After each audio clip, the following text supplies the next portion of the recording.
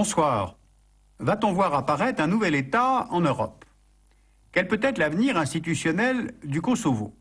Mais d'ailleurs, c'est quoi, justement, le Kosovo? C'est une région, c'est une nation, c'est une province. Le Kosovo, aujourd'hui, c'est surtout une impasse. Voilà, le Kosovo est là. C'est un petit territoire enclavé au cœur des Balkans, sous tutelle internationale depuis 1999. À l'origine, le Kosovo est une province de l'ex-Yougoslavie, un État qui a éclaté à partir de 1992. La Fédération de Yougoslavie avait été fondée en 1945 avec 6 républiques, Slovénie, Croatie, Bosnie-Herzégovine, Macédoine, la Serbie et le Monténégro. Et en 1974, 2 provinces autonomes avaient été créées au sein de la République de Serbie. Et autonome, cela veut dire un parlement et un gouvernement propre, ceci pour respecter les particularismes culturels et ethniques. Alors l'une au nord, la Voïvodine, où se trouve la minorité hongroise, l'autre au sud de la Serbie, le Kosovo, où vit la minorité albanaise. Mais qu'est-ce qu'on entend au juste par minorité? Il y a 2 millions d'habitants au Kosovo. Et si l'on prend une carte ethnique de cette province, on peut localiser la présence des Serbes, environ 8% de la population, celle des Albanais, environ 88%, et environ 4% pour les autres communautés, c'est-à-dire les Roms, les Turcs, des Askalis, des Bosniaques. Sauf que, dans les mémoires, il y a des rivalités territoriales entre Serbes et Albanais sur ce territoire. Alors d'où vient cette rivalité? Les Serbes sont des Slaves, ils se sont implantés là vers le 8e siècle de notre ère, ce sont des chrétiens orthodoxes, et ils ont souvent à l'esprit le grand empire de Dušan, qui englobait au XIVe siècle la région du Kosovo, comme l'attestent d'ailleurs les nombreux monastères orthodoxes. Ils ont aussi à l'esprit la bataille du Champ des Merles de juin 1389, Kosovo-Polier en serbe, et cette bataille, c'est pour eux le symbole de la résistance des Serbes contre les Ottomans. Les Albanais, eux, ne sont pas des Slaves. Leur langue s'écrit avec l'alphabet latin. Ils seraient descendants des Illyriens, qui, eux, étaient présents dans la région au 2e millénaire avant notre ère, donc bien avant. Ce sont des musulmans convertis à l'islam pendant la période ottomane. Ils sont sunnites ou de confrérie soufis, et ils se voient un petit peu comme le peuple autochtone des Balkans du Sud. Voilà donc qui façonne 2 légitimités sur un même territoire. Et un petit territoire. Le Kosovo fait à peu près le tiers de la Belgique, 11 000 km². C'est un pays de montagnes, de collines. Les plaines permettent l'agriculture. Le Kosovo est riche en zinc, lignite, argent. Il détient de considérables ressources en plomb. Donc le Kosovo est riche, mais pas les Kosovars. Le revenu moyen par habitant par an est de 893 € en 2005. C'est le plus bas de toute l'Europe. Par comparaison, il faut savoir qu'il est de 5 624 € en Croatie ou de 27 733 € en Allemagne. Et à l'époque yougoslave, les Albanais accusaient le gouvernement de Belgrade d'avoir moins investi au Kosovo que dans les autres provinces ou républiques de Yougoslavie. En 1989, le gouvernement de Milosevic supprime le Parlement et le gouvernement autonome kosovar. Il fait fermer les journaux et les radios en albanais. Le quart des fonctionnaires albanais sont licenciés, car au fond, pas question de laisser albaniser le Kosovo au moment où se met en route la serbisation de la Yougoslavie.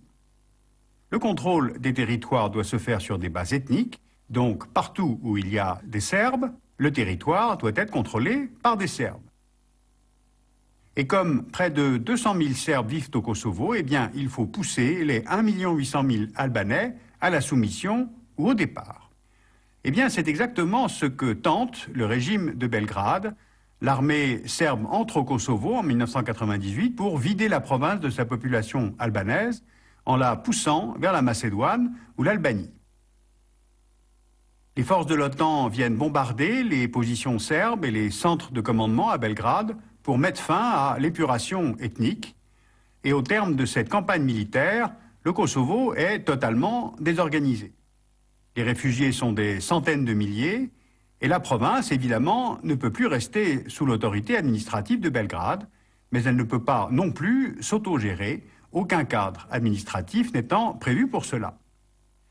Donc, par la résolution 1244 du Conseil de sécurité des Nations Unies, le Kosovo est placé en 1999 sous protectorat international, avec sur place, à Pristina, un haut représentant pour diriger la MINUC, c'est-à-dire assurer un gouvernement de transition et diriger une administration provisoire.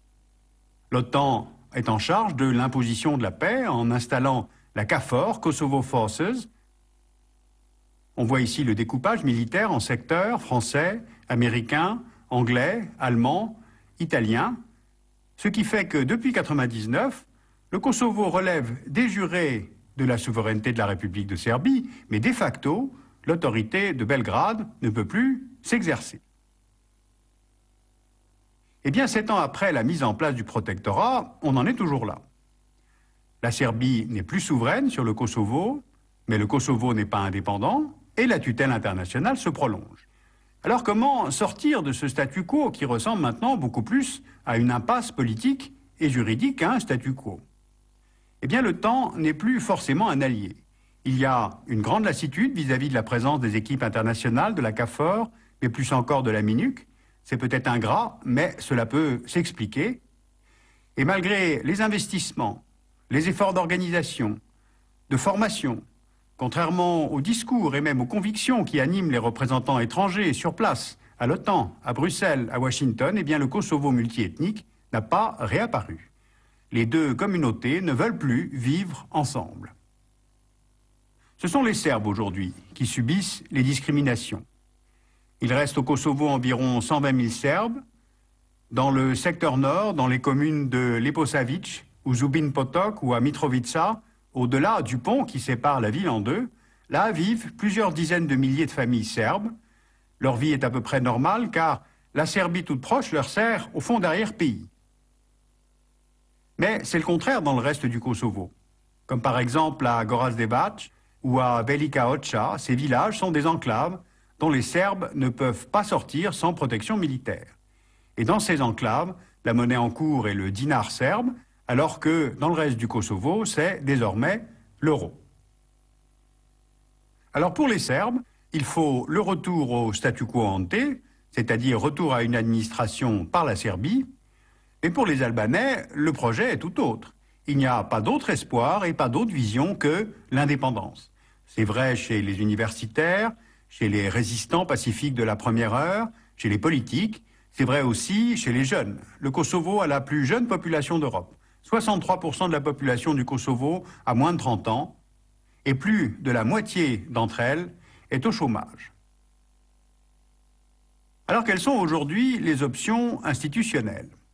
La communauté albanaise réclame l'indépendance, mais ce n'est pas une option acceptable pour la Serbie, car aucun dirigeant de Belgrade ne voudrait être le bradeur d'un territoire national serbe.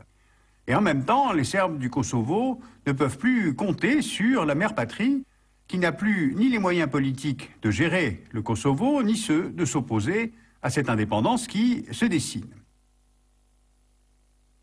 Alors des standards, comme on dit, ont été fixés pour le Kosovo. Il faut une bonne gouvernance, la lutte contre le crime organisé, le retour des réfugiés et des déplacés, le respect des droits de toutes les communautés. Mais pour le moment, la société du Kosovo manque de règles et justement peut-être manque d'État. Les polices et les armées occidentales ne parviennent pas à lutter efficacement contre le crime organisé et les vendettas familiales qui demeurent une tradition. Alors tout le monde s'emploie à croire que le train de l'indépendance est en route, même si on ne sait pas si les Serbes vont monter dedans. On parle d'indépendance conditionnelle. Belgrade propose moins que l'indépendance, mais plus que l'autonomie. Mais alors quelle serait la viabilité d'un tel État? Est-ce qu'il aurait une voix à l'ONU? Est-ce qu'il faudra maintenir une présence internationale pour assurer la sécurité, alors que la prolongation de cette tutelle déjà n'est plus tout à fait souhaitable? En tout cas, ce qui est sûr aujourd'hui, c'est qu'il n'y aura pas de retour à la situation d'avant 1999. L'indépendance du Kosovo pourrait s'échanger avec Belgrade contre la garantie que la Serbie entrera dans l'Union européenne et que le Monténégro ne fera pas sécession. Donc tout est lié. Il faudrait en fait montrer aux Albanais qu'ils ont gagné et aux Serbes qu'ils n'ont pas perdu.